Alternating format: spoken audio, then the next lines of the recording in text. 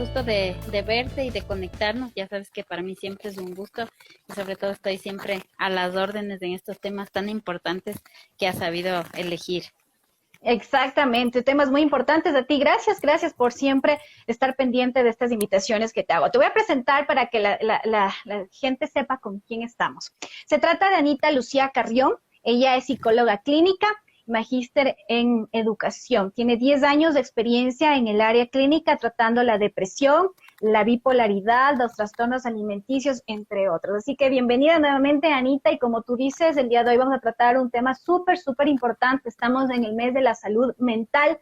El anterior sábado justamente se celebró, fue el Día de la Salud Mental. Así que vamos a empezar entonces ya con este tema muy, muy importante. Y primero, Anita, sí, saber qué es la salud mental. Claro, sabes que como tú haces referencia, mi Ali querida, el tema de la salud mental lastimosamente está olvidado, está quebrantado.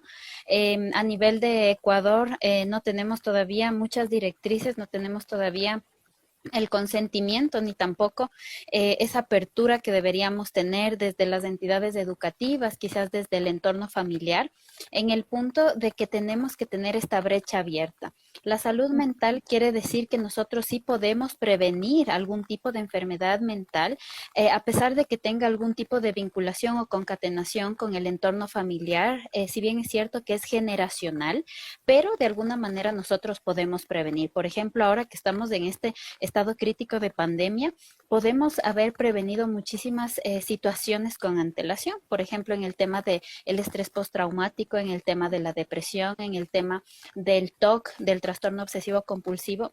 Entonces, sí podemos prevenir. La salud mental es tener una estabilidad, tanto física como psicológica, porque todo tiene una alineación, todo se colinda, todo se va uniendo. No solo es el tema de separar la parte de la salud física y la salud emocional. Tiene muchísimo que ver las dos, porque las dos generan esta concatenación, esta vinculación para poder seguir y continuar adelante. Ya. Tú dijiste algo importante y creo que es necesario que podamos explicarlo. Me dices que esta puede ser también generacional. ¿Cómo? Es decir, que si tus, no sé, si tus padres en tu familia hubo algún problema de salud mental, puede pasarlo a ti, a tu generación, o tú pasarlo a las siguientes generaciones. ¿Cómo es esto? Acláranos un poquito. Claro que sí. En el tema generacional es que puede ser hereditario. Se ha realizado muchísimos estudios donde, por ejemplo, la esquizofrenia puede ser transmitida de abuelos a hijos y sucesivamente. En otros casos, a veces se puede saltar una de las generaciones, es decir, si los abuelos tienen, a veces pueda que se salte una generación y continúe con la siguiente. Entonces, depende mucho de la genética en ese entorno, pero también se puede adquirir el tema de enfermedades mentales. Por ejemplo, si es que una persona ha pasado por algún tipo de dolor emocional muy fuerte y lastimosamente no lo ha trabajado, lo más probable es que esa persona a futuro pueda tener alguna complicación a nivel mental. Entonces, por eso es tan saludable que nosotros podamos hacer la prevención en salud mental, que quiere decir que podamos asistir al psicólogo cuando tengamos algún tipo de conflicto, algún tipo de dolor, si falleció algún familiar. Si yo estoy atravesando por alguna situación complicada, es distinto contarle a tus padres, a tus amigos, a tus primos, a tu pareja, que contarle a una persona totalmente extraña que nunca has visto y que sepa de esta temática para que pueda canalizar tus emociones y que tú puedas generar la catarsis necesaria para sanar ese dolor que has retenido durante muchísimo tiempo atrás. Por eso se habla de romper los lazos, de cortar las cadenas, justamente por los quizás familia anteriormente que te puede estar afectando a ti a nivel mental y no lo sabes, no eres consciente de esto. Esos dolores que tú me dices quizás de haber perdido un familiar o algún tipo de trauma, no sé, que tuvo tu familia, tu mamá, tu papá, no sé, y esos te ligan completamente a ti. Por supuesto, todo lo que a veces no nos compete, lo absorbemos nosotros. ¿A qué me refiero? Por ejemplo, si es que mamá y papá están peleando todo el tiempo y yo trato de ser el mediador, quizás ese no es mi trabajo, quizás eso no me compete a mí porque yo tengo que cumplir un rol de hijo. Si es que yo estoy viendo y trato de que estén de alguna forma bien, de que traten de hablar, de que traten de conversar, quizás lo puedo hacer, pero sin entrometerme demasiado en generar esta postura de mediación, porque no es mi papel. Yo tengo que cumplir el rol de hijo Es decir, sugerir que puedan ir a una terapia, pero no intervenir como tal, porque puede generar este tipo de lineamiento en decir, pero es que tú estás a favor de tu papá o tú estás a favor de tu mamá, pero no es así. Y luego yo me encuentro en esta encrucijada. Para no sentirme en esta directriz, lo que tengo que hacer es delegar y cumplir el rol que a mí me compete. Eso tenemos que hacer todos. A veces tratamos de sanar las heridas de los amigos, las heridas de las amigas, de la familia, pero no nos enfocamos en nosotros. Tenemos que enfocarnos en nosotros mismos, en qué dolores tengo yo desde el pasado, qué dolor tengo yo desde mi infancia, qué dolor tengo en mi adolescencia, en mi vida adulta. Buscar ayuda es lo que se tiene que realizar hoy en día. Qué importante esto que tú dices, sí, porque a veces uno quiere tratar de resolver los problemas de todo el mundo y no resuelve los problemas propios y ahí es donde tu vida realmente no camina, no marcha, no puedes desarrollarte tú bien, creo. Pero Anita, ¿cuáles son estas enfermedades mentales? ¿Cuáles son las principales, quizás las que tienen un mayor porcentaje en la ciudadanía que pueda adquirirlas? Por supuesto, actualmente podemos hacer, bueno, yo he estado leyendo muchísimo en el tema de cómo las personas pueden adquirir algún tipo de trastorno, por ejemplo, el trastorno obsesivo compulsivo, que considero que ahora tiene muchísimo más rango debido al tema de que tenemos que lavarnos las manos constantemente.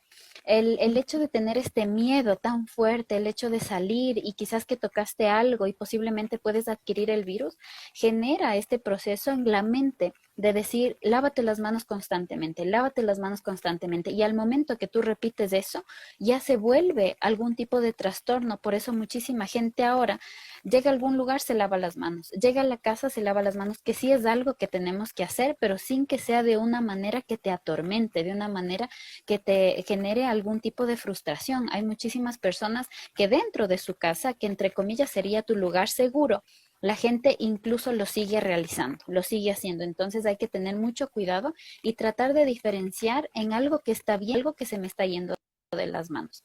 Otra de las características de las personas que ahora están presentando es muchísimo el miedo a la muerte en el caso de que uno de sus familiares haya fallecido o que la persona haya adquirido como tal el virus, el miedo de volver a contagiarse, el hecho del el miedo a la muerte.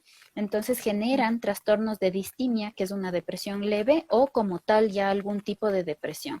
Entonces, considero que a nivel mundial la depresión estaría en uno de los primeros lugares. Ya, y bueno, a eso ahora con la de la pandemia, pero es la depresión también es una enfermedad que ya viene tomando quizás mucha importancia y mayor porcentaje desde hace muchos tiempos, o sea, también por la calidad de vida, por el estilo de vida que llevamos, de estar siempre al apuro, por el trabajo, por todo eso, ¿no? Y eso puede realmente volverse muy crónico. Por supuesto, después el siguiente paso de la depresión, lastimosamente, es el suicidio. Hay muchísimas personas que dicen, no, me está escribiendo una carta o está poniendo algún antecedente o está llamando la atención, entre comillas, pero no es el hecho de que está llamando la atención. En realidad esa persona necesita ayuda, por eso está dándome estos direccionamientos de decir, me quiero matar o estoy escribiendo notitas o ya no quiero vivir. Entonces, una persona que presenta cuadros depresivos, que generalmente se caracteriza por el tema de llorar frecuentemente, por la despreocupación de su aspecto físico, el hecho de ya no querer salir y realizar las mismas cosas, que se llama anedonia, el hecho de ya no querer ir a trabajar, ya no levantarse, querer estar en su cama, ya no bañarse, no preocuparse por él o ella misma o por los demás, tiene un indicio de que en poco tiempo esa persona posiblemente va a generar algún episodio o intento o ideación suicida principalmente. Ya. El estrés también puede ser una enfermedad quizás mental o no.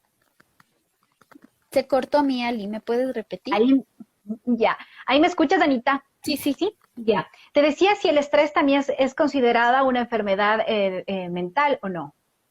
Es considerada parte de los trastornos mentales que una persona puede tener. El tema del estrés considero que sí podemos trabajarlo, nosotros tenemos que darnos cuenta. Por ejemplo, cuando ya no podemos dormir de la misma intensidad, si es que de verdad el insomnio es una de las representaciones más puntuales cuando nosotros tenemos estrés. Eso quiere decir, si es que yo he presentado insomnio, si es que ya no puedo concentrarme en lo que yo hacía, se considera que de alguna forma estoy presentando algún tema de estrés. ¿Qué puedo hacer para combatir el Ya. estrés? Tratar de realizar actividades al aire libre. Ahora no podemos lastimosamente, pero tratar de conectarnos un poquito con la naturaleza, así sean unos minutitos si es que yo tengo un parquecito cerca o si posiblemente tengo un patio en mi casa, tratar de conectarme con la naturaleza, así sea por segundos, del hecho de hacer ejercicio físico, escuchar música alegre, conectarse con las cosas que nos gustaba cuando éramos niños, eso puede ayudar a mejorar a que los niveles de estrés bajen de a poquito. Ya, o sea, qué importante. Me decían también que es muy bueno que tú tomes sol también, que el hecho de que el sol entre a tu cuerpo te ayuda a renovar estas energías.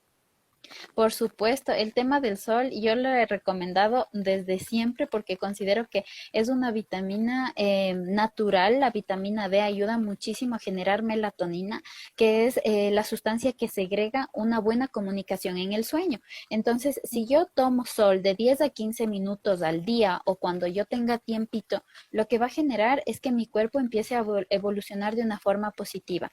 Que aparte que ayuda a que las infecciones que tenemos en el cuerpo puedan ser mejor llevadas, también voy a tener un buen episodio de sueño en la noche. Hay que tomar sol, ayuda muchísimo porque es una vitamina, primero que es natural y luego que es gratis y que podemos hacerla un tiempito, nos damos ese break en el trabajo o en la escuela con los niños y podemos salir al sol un ratito, tomar solcito y regresar a realizar las actividades que comúnmente hacemos. Qué buen consejo. En realidad, yo también creo que hasta te cambia el estado anímico cuando tomas un poquito de solcito. Cuando está el día también apagado, tú te das cuenta que también tus energías y tu estado anímico se vuelve como el día, ¿no? Te bajoneas, quizás te vuelves un poquito más depresivo. ¿Y qué otra enfermedad, Anita, es considerada un trastorno mental? Bueno, de una de las principales podría ser también la esquizofrenia, donde muchísimas personas presentan lo que es la sintomatología de ilusiones, alucinaciones, ya sea de manera visual, auditiva, kinestésica en la piel. Hay muchísimas personas que tienden a decir, escucho muchas voces o tengo voces que me están diciendo, mátate o haz algo a esa persona. Hay personas que pueden generar esta distorsión en el hecho de decir, alguien me está diciendo, por ejemplo, mediante la televisión, que yo cometa algún tipo de acto, pero se sale de mis manos. Cuando yo trato de ver en algún familiar, en algún amigo o ser querido que está presentando esta distorsión, netamente sí hay que ir al psiquiatra. Muchísima gente todavía tiene ese miedo, esa mitología de que solo las personas con enfermedades mentales extremas tienen que asistir al psicólogo o al psiquiatra, pero considero que en alguna ocasión del transcurso de nuestra vida sí necesitamos ir a un especialista de la salud mental. A veces sí es necesario los psicotrópicos, las medicaciones, porque de esa manera pueden estabilizar las sustancias químicas del cerebro que a veces no lo podemos hacer sin ellas. Pero ya la esquizofrenia ya es una enfermedad, yo no, ¿cómo se genera? O sea, ¿es una enfermedad que tú puedes adquirirla o realmente ya está quizás en tus genes? No sé, perdón la ignorancia, pero ¿cómo se desarrolla la esquizofrenia? Ujú. La esquizofrenia puede ser de manera genética, especialmente de manera genética, abuelos, tíos, por eso siempre se trata de hacer un genograma, que es lo que nosotros realizamos, para tratar de identificar si dentro del entorno familiar hay algún tipo de persona que puede haberle transmitido a la nueva generación, digámoslo así. Hay otras personas que de alguna manera yo he tenido pacientes que han presenciado algo justamente cuando hacía pasantías, un chico había visualizado que una señora estaba junto a él y que la señora se despedía y cruzaba la calle. Pero la señora no se percató que venía un bus y le mata frente al chico y lógicamente, claro, empieza a ver absolutamente todo su cuerpito destrozado y el chico se impacta tanto que empieza a alucinar que la señora le culpaba y le decía por despedirme de ti, estoy muerta. Y cada vez que él iba por ese lugar, él le veía a la señora. Entonces empezó a alucinar, empezó a tener alucinaciones y lógicamente que después con el tiempo lastimosamente generó una esquizofrenia. Bueno, bastante fuerte es, pero ¿cuándo, Anita, tienes lo que tú me decías, cuándo tienes que irte al psiquiatra y cuándo tienes que irte al psicólogo? Me imagino que cuando estás en estos casos de esquizofrenia tienes que tratarte con los dos, ¿no es cierto? Con el psiquiatra y con el psicólogo, porque no sé cuáles son las diferencias. tengo entendido que los psiquiatras te ayudan, te tratan también con medicinas, con medicamentos, mientras que el psicólogo no va por esa onda. Ujú, por supuesto. El tema de la diferenciación entre el psicólogo y el psiquiatra es que nosotros dedicamos un poco más a la escucha. Eso quiere decir Ya. que tratamos de profundizar un poquito más del entorno familiar, social y personal del paciente para tratar de encaminarle a la sanación del alma, que es lo que nosotros realizamos. En cambio, el psiquiatra, tú vas con algún antecedente, quizás le dices, tengo insomnio, estoy con alucinaciones, quizás no puedo dormir, estoy con mucho llanto. Entonces, el médico psiquiatra lo que hace es un análisis para tratar de buscar la mejor medicación que crea pertinente y que baje la sintomatología.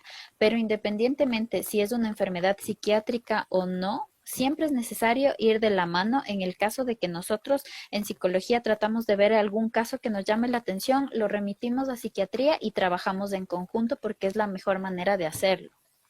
Ya. O sea, ustedes como psicólogos sí están de acuerdo en el uso de estas medicinas quizás, o sea, depende el trastorno quizás o depende el diagnóstico que se haya hecho. No es que están completamente cerrados al uso de las medicinas.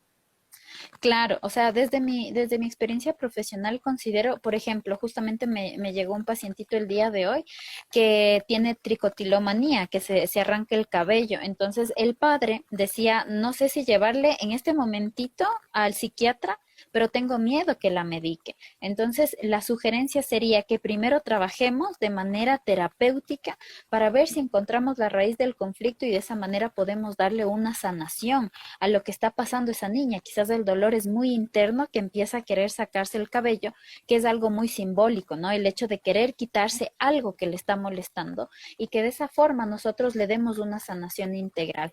En el caso de que esto ya empiece a aumentar, de que en realidad ya atente a la vida de la paciente, ahí sí tenemos que lógicamente direccionar a psiquiatría porque de esa manera es la mejor forma de ayudarle, porque en el caso de alguna vulnerabilidad, en el caso de perder la vida, hay que derivar a psiquiatría definitivamente.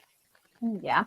Anita, pero estas enfermedades mentales, ¿cómo pueden ir afectándote a tu estilo de vida? Quizás, aparte de que pueden llegar a la depresión, como tú hablabas, ¿cómo más puede afectar?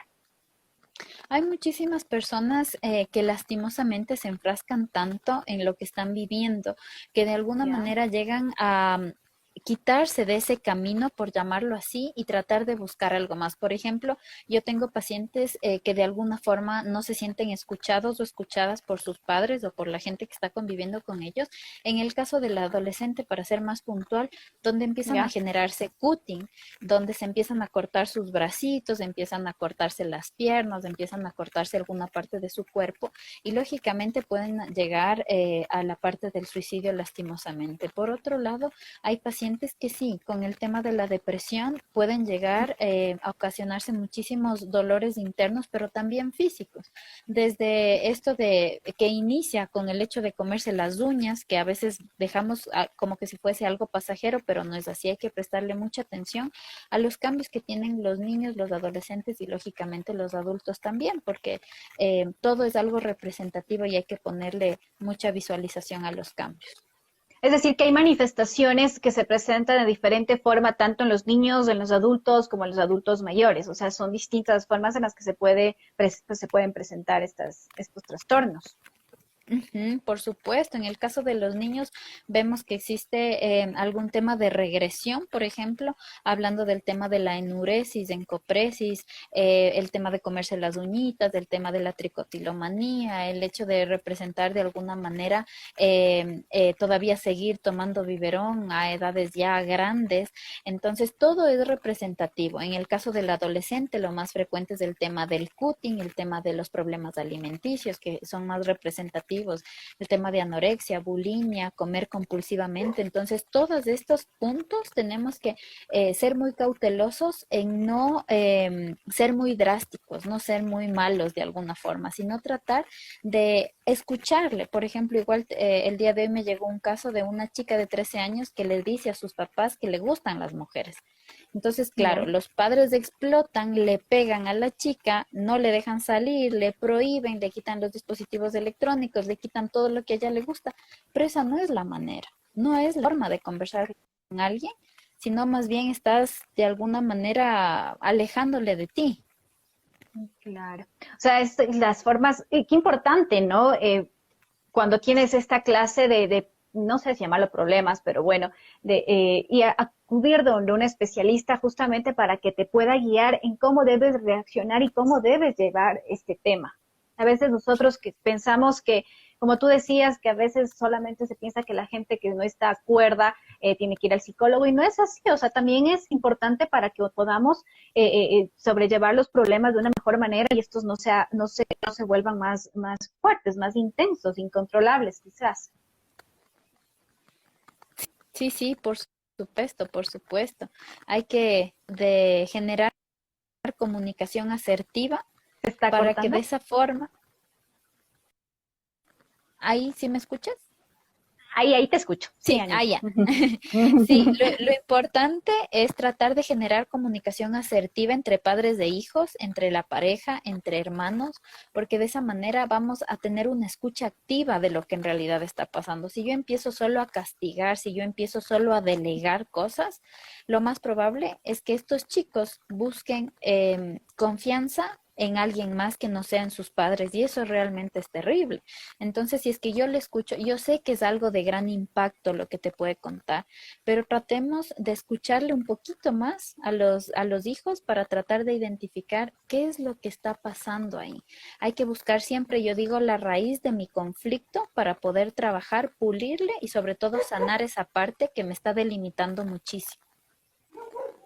Anita, tenemos algunas preguntas que nos habían estado haciendo nuestros amigos que están conectados en este live. Por cierto, mandarles un saludo y agradecerles por estar conectados. Por ahí leí que decía que se estaba levantando a las 2, 3 de la mañana, o sea, ya tiene un problema quizás del sueño. ¿Esto es parte de algún trastorno quizás o de alguna, de algo que le esté afectando?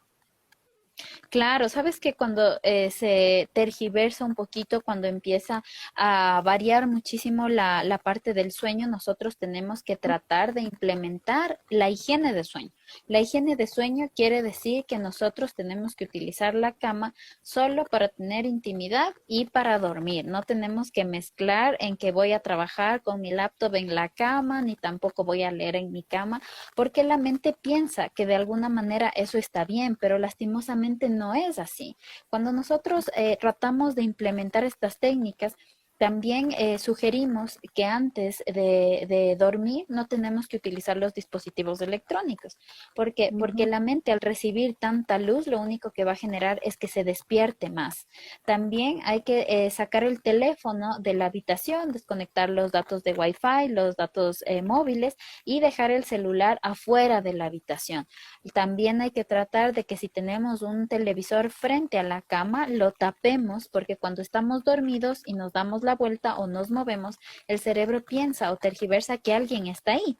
Entonces, haciendo este tipo de dinámicas, el cerebro también empieza a descansar un poco. Si es que tú duermes siempre al lado derecho, trata de dormir ahora en el lado izquierdo, porque de esa manera es como que la mente no se adapta demasiado a un condicionamiento, sino más bien que tú tratas de manejar algún tipo de dinámica distinta, que es lo que necesite. El hacer ejercicio unas 2 horas antes de dormir también ayuda muchísimo a manifestar un poco más de cansancio y dormir de una forma placentera. O sea, es decir, que la falta de sueño puede ser por estos malos hábitos que esta indisciplina quizás para dormir, pero también puede ser parte de un problema, de algo que te está quejando. ¿Cómo Por distinguir? supuesto. Ujú. En el caso de que yo tenga algún problema, por ejemplo, algún problema financiero, algún problema económico, quizás hubo un despido del trabajo, yo tengo que hacer un listado de las cosas que yo considero que me pueden estar afectando y que me pueden generar este estrés para no descansar. Al momento que yo hago este listado, puedo ir identificando si en realidad son esas características. Por otro lado, claro que también está la preocupación, e incluso al inicio de la pandemia, muchísima gente dejó de dormir porque ya no teníamos los mismos hábitos, ya no nos levantábamos a la misma hora, ya no dormíamos a la misma hora, entonces empieza a generar esta habilidad.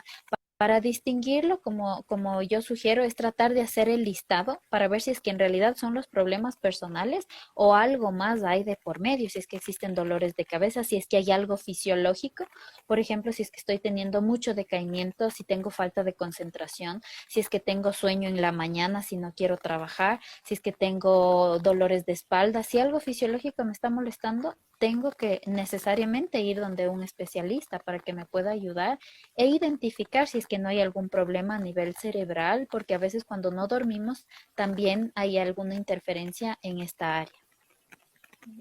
Y es más tratable quizás cuando el sueño se te va porque eres indisciplinado, por llamarlo así, que cuando tienes detrás no sé, algo que te está preocupando, algo que te está generando este insomnio, o incluso, ¿no? Puede ser una enfermedad como tal física de, ¿no? Tu cuerpo. Es más fácil tratarlo ahí. Por supuesto, por supuesto. Ahí tú puedes implementar estas técnicas, dejar las bebidas estimulantes, el café, el té, energizantes, quizás beber más agua, hacer más ejercicio, realizar estas técnicas que te digo, ambientar el cuarto, poner algún aroma suave. Por ejemplo, los aromas de lavanda ayudan muchísimo, que tú puedas coger lavanda, que la mayoría de personas tenemos para aromatizar la ropa y tú le pones en las esquinas de la almohada y lo que necesita tu cuerpo es desvincularse de todo lo que está a tu alrededor. No tienes que dormir con la tele prendida, ni con el celular, ni revisar la tablet antes, sino más bien desconectarte, generar estos hábitos que ayudan a mantener una buena higiene de sueño como tal. ¿Qué tal recomendables son, por ejemplo, tomar estas pastillas de valeriana o los tecitos de valeriana también? Son muy buenos, especialmente cuando no abusas de ellos. Por ejemplo, hay pacientes que no quieren ir directamente a la medicación química. Entonces, lo que se les sugiere es que puedan utilizar, justamente en los supermercados hay un té de valeriana con toronjil. Entonces tú puedes tomarte eso en las noches y de esa forma tú vas a tener un sueño más placentero, pero tienes que mezclar con las actividades antes mencionadas para que de esa forma tú puedas estabilizar tus estados de sueño y puedas equilibrar tus emociones. También identificar el tema de leer también ayuda muchísimo para que tú puedas desconectarte de todo y enfrascarte quizás en algún libro bonito que tengas, que hayas dejado en pausa y que de esa manera tú puedas equilibrar esa temática de la preocupación en que no voy a dormir, ya llegó la noche, no voy a dormir, qué iras, ya anocheció, qué iras. Entonces, no, más bien desconectarse de todo, leerte un librito con esta agüita aromática y después vas a ver cómo empieza a generar un buen funcionamiento de tu sueño. Bueno, ahí están entonces los consejos que puede seguir nuestro amigo que nos manifestaba su preocupación. También nos decían que ahora se hacen exámenes, se pueden hacer algún tipo de examen anual para saber cómo está tu salud mental. Eso nos estaban diciendo un amigo acá en el Instagram. Sí, sabes que el tema de la estabilidad o el coeficiente intelectual, por así decirlo, sí se pueden realizar como para tratar de identificar el coeficiente como tal, valga la redundancia, pero también en la parte de estabilidad emocional, sí hay algunos test. Por ejemplo, yo utilizo mucho un test que se llama el test de Sung, que es para tratar de identificar si es que yo estoy presentando algún cuadro depresivo. Si bien es cierto que los test no ayudan mucho para todas las personas, porque depende mucho de tu estado anímico, depende si te levantaste feliz, triste, si es que algo pasó antes de que des el test, entonces incide muchísimo. Yo personalmente no me gusta la aplicación de test, prefiero la parte conversacional, el hecho de tratar de identificar el lenguaje corporal de la persona y de esa manera ver si es que en realidad tiene algún dolor emocional. Los test son complementarios, ayudan muchísimo. Considero que es más exigente en el tema empresarial, en el tema, no sé, gubernamental, para ingresar a un trabajo, etcétera. Pero en el área clínica per se, yo considero que es más el ojo clínico del profesional. No es necesario entonces que te hagas al año una revisión, por llamarlo así, mental, no. Solo No, tú sientes que te está pasando algo o sabes que realmente tienes que curar algo de tu pasado, ¿no?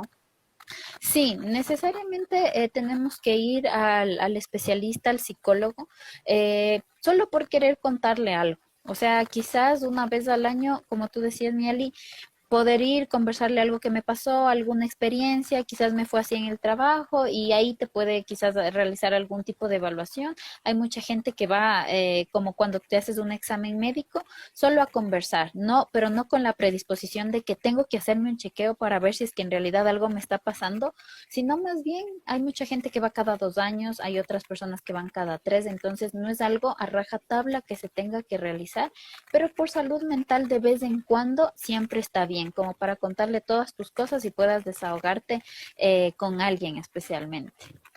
Bueno, ahí nos mandan un chistorín, un test psicológico para los políticos, dice. Podría ser, quién sabe, Sí, tal vez sería ayude un bueno. poquito. Anita, ¿cómo puede afectar en nuestras vidas el no tener una buena salud mental? Sí, sabes que cuando no tenemos una buena salud mental, vemos todo ya en el punto de que no generas una buena estabilidad emocional, que empiezas a ver todo de una manera negativa, el hecho de que incluso la predisposición en cómo tú te levantas. Hay muchísima gente que dice, ay, no, qué feo vivir otro día más. O qué feo está lloviendo, o qué feo está haciendo sol, o qué feo la pandemia, qué feo no puedo manejar, qué feo tengo que ir en bus. Cuando empezamos a ver todo lo feo de lo que nos rodea, estamos lastimosamente contaminados en una baja autoestima, baja salud mental. Si yo empiezo a ver todo gris, quiere decir que existe algún problema de por medio que no me permite avanzar. Entonces, tenemos que empezar a soltar las cosas que nos han sentado mal desde hace mucho tiempo. Y uno de los ejercicios más bonitos que yo suelo plantear es que podamos hacer, por ejemplo, un listado o quizás a manera de cuadros conceptuales. Por ejemplo, puedes poner en un cuadrito año 2001 y abajo pones otro cuadro con una flechita y dices quizás falleció un familiar. En el siguiente cuadro, año 2004, abajo puedes poner, no sé, un viaje que me fue mal. No siempre todo lo negativo, pero todos los sucesos que tú consideras importantes en tu vida. Después, cuando ya terminas de hacer todos estos cuadros, analizas cuál te ha dolido más, cuál todavía te sigue generando ese rebote en tu mente de que no has avanzado, que no has soltado.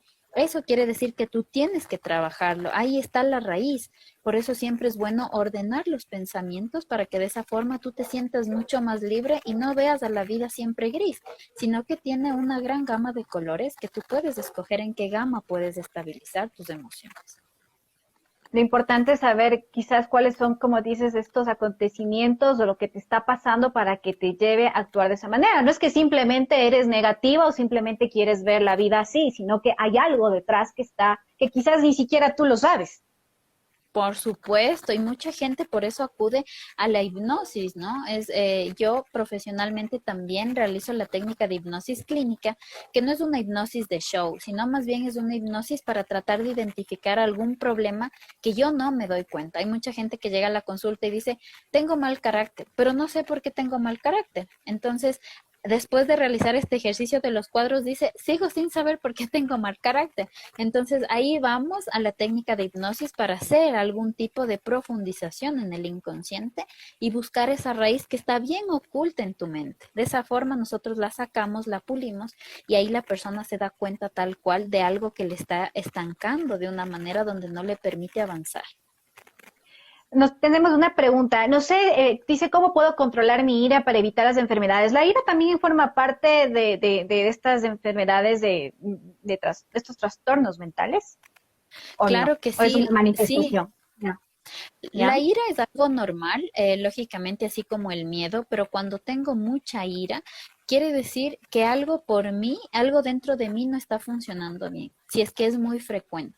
Por ejemplo, si es que voy manejando y alguien me cruza el auto y yo le pito y soy capaz de bajarme y pelear y después llego a mi casa y los niños han desordenado todos los juguetes, llego y me vuelvo a poner flemático y soy flemático en el trabajo y soy flemático en todas partes, quiere decir que el problema, no que el problema seas tú, pero algo hay interno que no te está dejando avanzar, que incluso la ira puede ser contigo, por eso la estás manifestando con los demás. Nuestro comportamiento es el reflejo de nosotros mismos, pero a veces no nos damos cuenta. Si tengo mucha ira, quiere decir que posiblemente la ira esté contra ti, posiblemente no te guste algo de ti y no sepas cómo manejarlo. La mejor forma de combatir la ira es que tú puedas sacarla de alguna manera. Es representativa. Por ejemplo, si es que yo hago ejercicio y estoy sudando, tengo que manifestar y hacer conciencia que en cada gotita de sudor va a salir un poquito de ira. Siempre tenemos que hacer asociaciones porque si yo digo, es que tengo ira y no sé por qué, si es que yo trabajo la ira de una manera positiva y yo algo que les digo a mis pacientes es que puedan dibujar a su ira, porque cuando lo hacemos físico, eso se transforma y tú lo puedes dejar ir de alguna manera. A pesar de que tienes que aprender a convivir con ella, tienes que dejarle ir un poquito. Entonces, a nuestro amigo que nos hace la pregunta, yo le sugiero que pueda coger un papelito, pueda dibujar su ira, cómo se imagina que es su ira, que tiene ojos, que tiene boca, que es redonda, que es triangular, qué nombre le pondría. Y cada vez que aparezca, tú decirle, por ejemplo, Pepita. Ay, Pepita, otra vez apareciste. Pero ya poco a poco tenemos que calmarnos. Si bien es cierto que los ejercicios de respiración ayudan, pero en ese momento quizás no va a funcionar. ¿Qué es lo que tengo que hacer? Previamente, en la noche, realizar ejercicios de meditación para que de esa forma Pepita pueda relajarse. Quizás Pepita ha existido desde que él era niño. Entonces hay que tratar de buscar desde cuándo nace Pepita en su vida para que de esa manera puedan convivir juntos y poco a poco él la pueda soltar. Siempre hay que manifestar con simbolismo para que la sintomatología no se agrave mucho más de lo que ya está. Ahora, Anita, estos trastornos mentales, ¿se pueden cambiar con el tiempo? O sea, ¿son reversibles? ¿Tú puedes mejorar, puedes curarte o hay unos que definitivamente no y que Ujú. solamente sería Bueno, de controlar? ujú. En algunos casos, por ejemplo, ya hablando de enfermedades psiquiátricas, lamentablemente no tiene cura. Hay algunos trastornos que pueden generar algún tipo de estabilidad y lógicamente hay otros que sí pueden desaparecer. Por ejemplo, la depresión puede desaparecer. El tema del trastorno obsesivo compulsivo puede mejorarse con la medicación. Hay pacientes que sí lo han mejorado, hay otros pacientes que lastimosamente han generado un efecto rebote. Por ejemplo, tienen obsesión con lavarse las manos, luego tienen obsesión con cerrar las ventanas, luego tienen obsesión con cerrar las puertas. Entonces puede ir rebotando, pero en algunos casos que yo he tenido, sí ha desaparecido la sintomatología. Hay casos, como te digo, que sí puede desaparecer, pero lastimosamente en otros casos ya no es reversible y la gente tiene que vivir con esa condición. Lo importante es que acudas a hacerte no test, porque no le llamamos así, sino estas consultas, ¿no? Para que sepas qué te está pasando. Por supuesto, siempre Es hay que hacer una importante. valoración. Ujú. Siempre hay que hacer una valoración, siempre hay que tratar de generar una preocupación por la salud mental, porque de esa manera nosotros podemos prevenir. Si nosotros desde chiquitos a los niños les ejemplificamos el tema de hacer yoga, de hacer meditación, de hacer este tipo de técnicas del cuidado a la naturaleza, el cuidado a los animales, vamos a crear adultos más sanos mentalmente. El hecho de la preocupación desde pequeñitos por la naturaleza o por los animales ayuda a que de grandes nos conectemos más con todo esto. Pero si no generamos esta preocupación desde que los niños son muy pequeñitos, de adultos van a generar incluso hasta un quemimportismo por lo que está pasando a su alrededor. Entonces tratemos desde muy chiquititos nosotros hacer estas técnicas de cantar juntos en familia, de realizar rompecabezas, de realizar sudokus, de realizar muchas actividades juntos. Por ejemplo, el tema de los rompecabezas, de la utilización de plastilina, el hecho de tarjetitas de memoria, desde que son pequeñitos los niños, ayuda mucho a generar prevención en salud mental, ayuda muchísimo a la parte de la cognición, en el hecho de la retención de sucesos, en mejorar la parte de la autoestima también y lógicamente la conexión que tiene con sus pares, con la gente a su alrededor, el hecho de no ensimismarse en uno mismo, sino también en tener esta comunicación asertiva con los demás. Anita, de parte de la salud mental es el agotamiento mental también. ¿Qué es el agotamiento mental? Porque creo que esto tiene una diferencia de todo lo que hemos hablado en este momento. Ujú. Sabes que el tema del agotamiento mental considero que va conectado con el síndrome del burnout, con el tema del cansancio laboral, el cansancio que de alguna manera muchos de los trabajadores han manifestado. Por ejemplo, en esta pandemia, los trabajadores de la salud han manifestado mucho el tema del síndrome de burnout, donde en realidad ya lo han dado tanto, lo han dado todo y que de alguna forma se sienten cansados, no solo físicamente, sino mentalmente.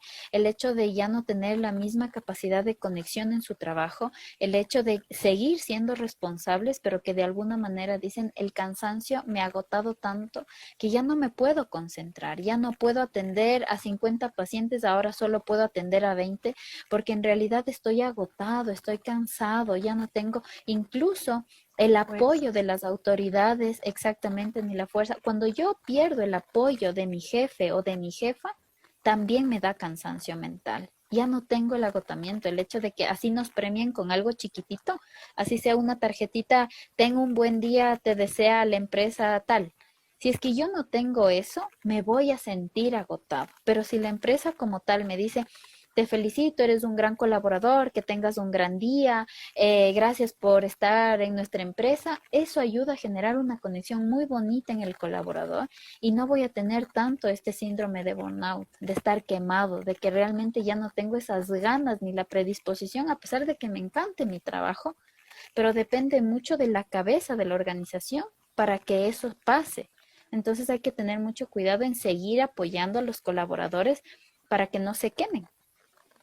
Topaba este tema justo por lo que hablamos de la época que estamos viviendo, la pandemia, porque tú has citado a los trabajadores de la salud, pero también les afecta, por ejemplo, ahora quienes están trabajando desde la casa, en el teletrabajo, porque también sienten un agotamiento de estar sentados por horas frente a un computador, el estrés de que te esté llamando tu jefe quizás a toda hora, y esto mentalmente te afecta y puede, me imagino, desarrollarse y complicarse también. Por supuesto, hay muchas personas que todavía siguen en teletrabajo y que de alguna manera han experimentado este quemarse, este tema de generar este cansancio, ¿no? El hecho del cuidado de los niños, quizás de la familia, el trabajo propio, las cosas de la casa, la comida, la ropa y todo. Entonces es como que sigue generándose una montaña, un agravante. Cuando tenemos esto, lo que se recomienda es que si se puede realizar actividades en pareja, por ejemplo, que yo le puedo decir a mi pareja, ¿qué te parece si tú te quedas con los niños unos 20 minutos o una media hora y yo me desconecto de todo? Me voy a otra habitación, me voy a algún lugar, chateo con mis amigas, hago videollamada con mi familia, leo un libro, me doy un baño, pero debe existir esa desconexión. Y luego viceversa, en que el esposo haga exactamente lo mismo, que el esposo se quede con los hijos, que pueda él desconectarse, salir una vuelta o lo que fuere, pero para no sentir este cansancio mental, debo generar una conexión conmigo mismo. Y esa conexión conmigo mismo siempre tiene que ser dual con alguien, con quien yo estoy viviendo, porque es con quien más estoy compartiendo tiempo. ¿Y qué acciones puedes tomar tú para, no sé, buscarte tú mismo un incentivo para salir de este agotamiento emocional que tienes, laboral, por ejemplo, como tú lo decías, o ya también quizás en la casa estás cansada y ya hasta el ambiente familiar también se ha vuelto quizás algo negativo para ti? ¿Qué haces tú? ¿Qué debes hacer tú? Por supuesto, lo que tenemos que hacer es generarnos automotivación. ¿Cómo nos generamos una automotivación? Cuando tú empiezas a buscar fotos donde a ti te gusta cómo te ves.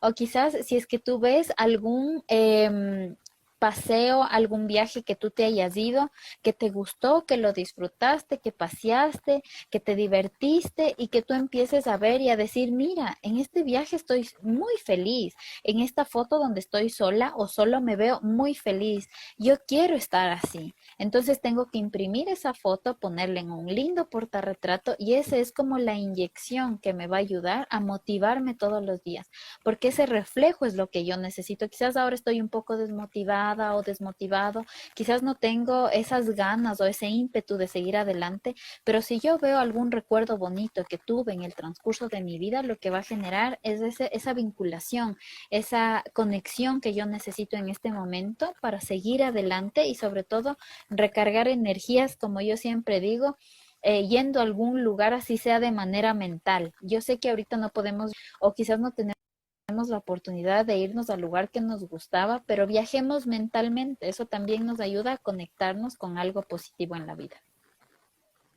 Muy bien. Anita, nos dice aquí nuestro amigo, que no le puedo ver el nombre, Jesús Bastidas, nos dice, ¿qué libros puedes recomendar? Bueno, tú decías que la lectura es importante. ¿Qué libros quizás recomiendas tú para mantener una buena salud mental? No sé si libros de motivación quizás. Ujú. Hay unos libros muy bonitos, por ejemplo, yo lo que les recomiendo aquí es de Osho, ¿ya? Osho, muchas gracias, Kim, aquí hay un mensajito que linda, un besito. Lindo, Todos lindo. los libros, todos los que tú puedas conseguirte de Osho son de motivación, ayudan muchísimo a conectarte y a vincularte contigo, con la profundidad del ser. Entonces, todos los que tú puedas buscar de Osho, yo los recomendaría especialmente para esta temática. En el caso de que tú quieras profundizar algún cierre de ciclo, por ejemplo, vincularte en el tema de cerrar algún tipo de duelo, puedes buscar algún libro de Elizabeth Kubler-Ross, posiblemente si es que tengas que hacer algún tipo si quieres cerrar, perdón, algún capítulo en la parte sentimental, podrías buscar algún libro de Iñaki Piñuel. Entonces depende mucho a qué parte tú quieres direccionarte, pero en el tema de la salud mental, en el tema de la vinculación con el ser, todos los libros de Osho, todos ayudan muchísimo, así que te recomiendo que puedas, o si es que gustas, me escribes por interno y yo te puedo enviar en PDF, tengo algunos muy bonitos. Justo te iba a decir eso, Anita, a ver si nos mandas una listita para hacer un post ahí chévere para estas recomendaciones y que nuestros amigos puedan leer. Entonces, Anita, finalmente, ¿qué es lo que tenemos que hacer porque ya se nos acaba el tiempo? Siempre que converso contigo, así nos pasa el tiempo. ¿Cuáles son entonces las recomendaciones para nuestros amigos que quizás se unieran ahorita para prevenir estas enfermedades, estos trastornos mentales, o sea, para tener una buena salud mental? Por supuesto, por supuesto. En el tema de la salud mental, lo que nosotros tenemos que realizar primero es el amor propio. Cuando yo me amo a mí mismo, lo que voy a generar es que los demás sientan que yo estoy estable emocionalmente. Si yo estoy presentando algún tipo de dolor emocional, si yo estoy presentando algún tipo de carga que he venido trayendo desde hace mucho tiempo atrás, lo que va a generar es que yo tenga ese efecto rebote en mi cabeza, que todo el tiempo esté pensando en eso inconscientemente, porque a veces de forma inconsciente no lo pensamos así, pero en el fondo está algo como una pelotita que está latiendo, como que te está diciendo, recuerda que pasaste con esto, recuerda que viviste esto, recuerda que no solucionas esto.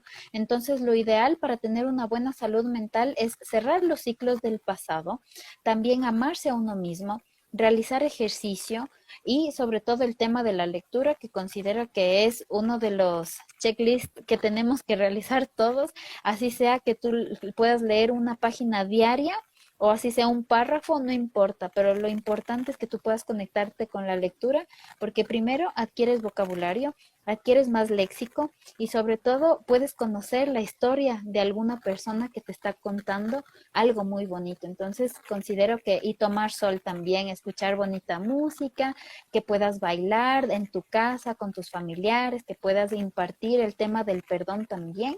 Siempre hay que tratar de cerrar estos ciclos con el perdón. Si es que yo tengo algún resentimiento con un familiar, con un amigo, con un ser querido, hoy es el momento de cerrar estos ciclos, de escribir a esa persona que no le he escrito hace muchísimo tiempo atrás y tratar de cerrar estos ciclos de una manera bastante positiva. A ver, una consulta más nos hacen por acá. ¿Cómo saber cuándo se necesita un psicólogo? Bueno, eso ya lo hemos manifestado, ¿no? Eso bueno, contestemos la pregunta, Anita, tú eres la entendida en el tema. Sí, bueno, sabes que en el tema de cuándo necesitamos un psicólogo, considero que siempre.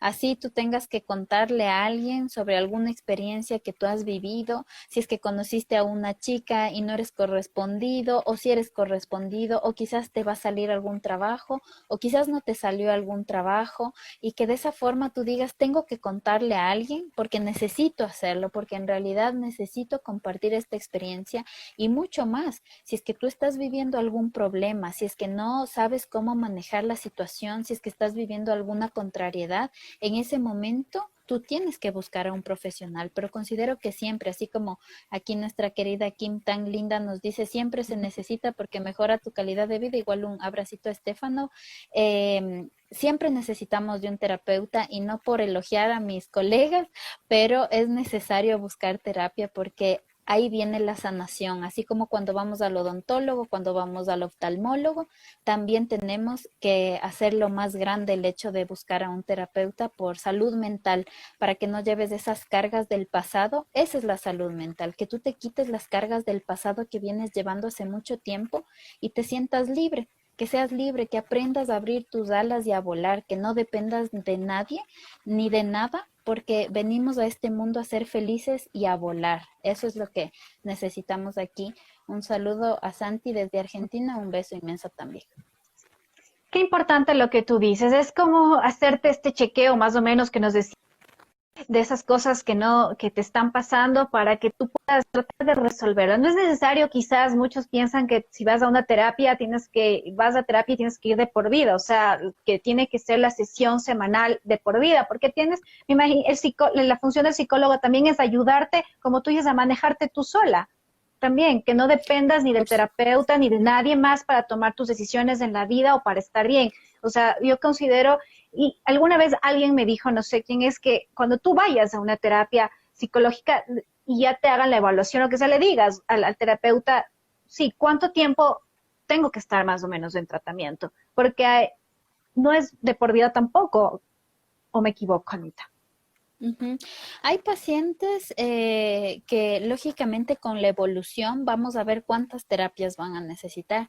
Hay pacientes que en una sesión cambia su vida literal porque hacen un clic con el terapeuta y también empiezan a quitar esa mitificación, ¿no? El hecho de que tengo un problema y no lo voy a solucionar nunca, sino más bien que pueden solucionarlo en una sesión, en dos, en cinco, en 10, no importa el tiempo que te tardes, cada persona es un mundo distinto y así como tú dices, no se debe depender de nadie, tampoco del médico, ni del psicólogo, ni de nadie, sino que en algún momento tú sientas esa libertad de que te den el alta y tú puedas volar tranquila y que de vez en cuando le vayas y le cuentes, porque también aparte de ser el profesional se convierte en un amigo, en una amiga, quizás en alguien que te escucha sin que te juzgue, sin que te recrimine nada, simplemente te escucha y desde el fondo del corazón, al menos las personas que realizamos así la terapia, yo considero que a cada paciente se le otorga un pedacito del corazón. En mi caso yo lo hago así, a cada paciente le doy un pedacito de mi corazón y así funciona mucho más lindo la terapia porque es la mejor manera de encaminarle a su paciente a que pueda solucionar algún dolor emocional que está enfrentando. Qué lindo, me parece que eso es también lo importante, como tú dices, que el terapeuta te dé confianza y se convierta en ese amigo para que tú puedas tener un mejor tratamiento. Anita, creo que es muy importante también esto de la salud mental, de tratar todas estas cosas que nos pueden estar pasando para que no se deriven también en enfermedades físicas. Es un tema que me gustaría que lo hablemos en una próxima ocasión, que es importantísimo, ¿no? Cómo tu salud emocional te afecta también a tu salud física y comienzas realmente a tener enfermedades. Tu cuerpo comienza a manifestarte y decirte, sabes qué, ok, esto te está haciendo mal y esto no está bien y por eso te comienzas también a enfermar. Así que te dejo también esa, Anita, para que ya lo vayamos trabajando para una próxima ocasión. Anita, qué gusto haber conversado contigo. Ahora sí ya mismo se nos acaba el tiempo. No quisiera que se corte este live. Agradecerte siempre por esa apertura que tienes y esa claridad para explicarnos todas estas cosas que nos afectan mentalmente. Te mando un abrazo y te agradezco mucho, mucho. Con todo gusto, mi Ali, felicitaciones por el programa. Igual eres un excelente profesional en todo lo que realizas, siempre brillas en todas partes. Que Dios te bendiga, sigue con ese corazón, con ese entusiasmo, que vas a lograr cosas grandes y ya sabes que siempre cuentas conmigo en todo. Así que te envío un abrazo para ti y tu linda familia. Igualmente para ti, Anita. Te mando un abrazo grande, muchos éxitos y bendiciones. Y chao también con todos nuestros amigos que se unieron el día de hoy. Gracias por habernos acompañado. Nos vemos la próxima semana en un día más de Bienestar con Ali. Un abracito para todos y un besito. Chao, chao, Anita. Que les vaya bien.